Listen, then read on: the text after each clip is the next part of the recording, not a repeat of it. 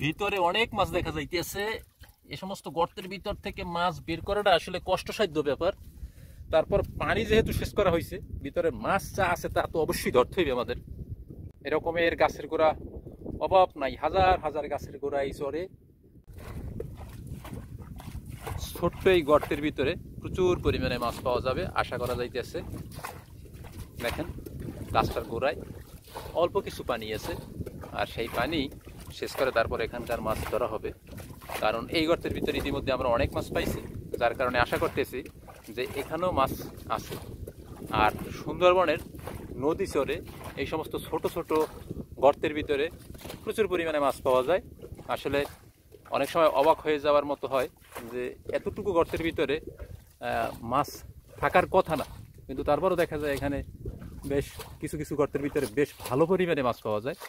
যেমন একটু আগে এই যে নালা দেখতেছেন, এই নালায় একটা টান দেওয়া হয়েছিল, একটা টানে আধা কেজির মতো চিংড়ি মাছ পাওয়া গেছে। ওই যে পার্শে মাছ, পার্শে মাছ।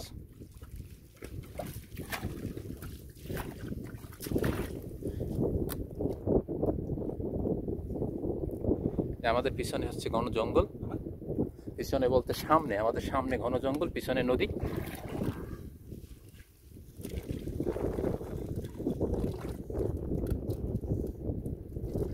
ওরা গেছে ওইদিকে না।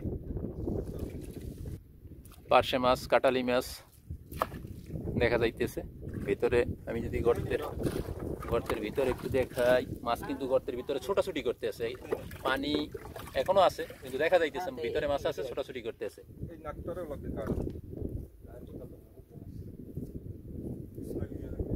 ভিডিওটি শেষ পর্যন্ত দেখুন, আপনাদের ভালো লাগবে।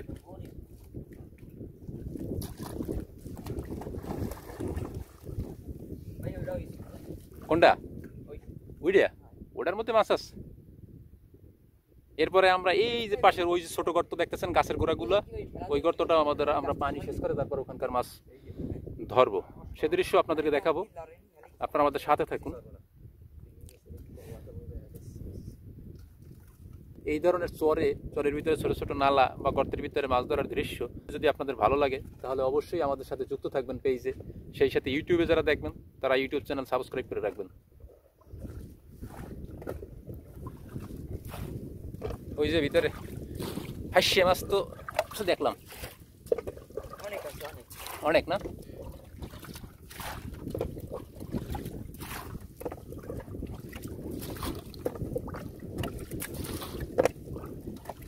এই যে ভিতরে কাটালি মাছ, কাটালি চিংড়ি দেখতেছি যে, হয়তো আমি ক্যামেরায় কত দূর দেখাইতে পারতেছি আপনাদের জানি না, তবে গাছের গোড়ায় আমি দেখতেছি যে মাছ আছে।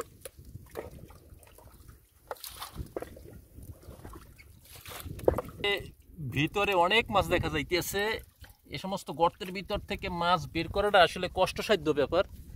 তারপর পানি যেহেতু শেষ করা হয়েছে, ভিতরে মাছ যা আছে তা তো অবশ্যই ধরতে হবে আমাদের।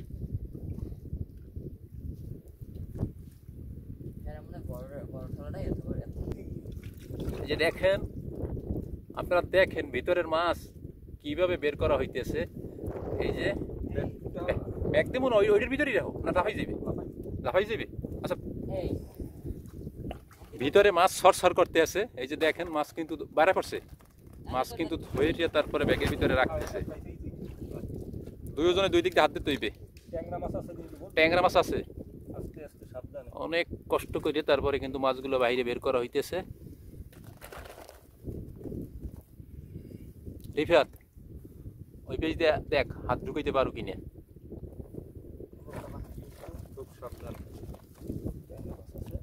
আবার কাউইন মাছ আছে কিনা খেয়াল রাখতে হইবে। গাছটা হচ্ছে কেওড়া গাছের গোড়া। এরকমের গাছের গোড়া অভাব নাই, হাজার হাজার গাছের গোড়া এই চরে। তবে সব গাছের গোড়ায় যে পানি আছে তা নয়, যে সমস্ত গাছের গোড়ায় পানি আছে ওই গাছের গোড়ায় মাছও আছে।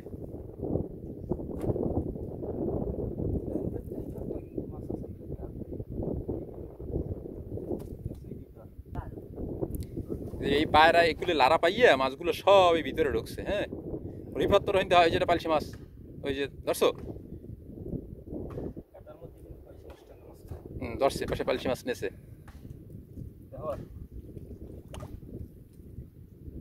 আর নাই গাছের গোড়ায় আর নাই, জালে যা আছে বের করো।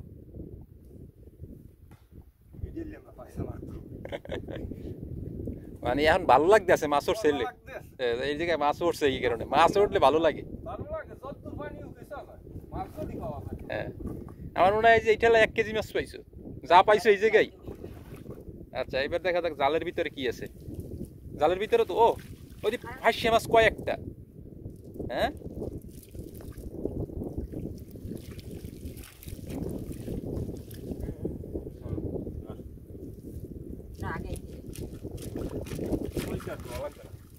উপরে উঠে হেলাবি, উঠাও উঠাও, উপরে উঠাও।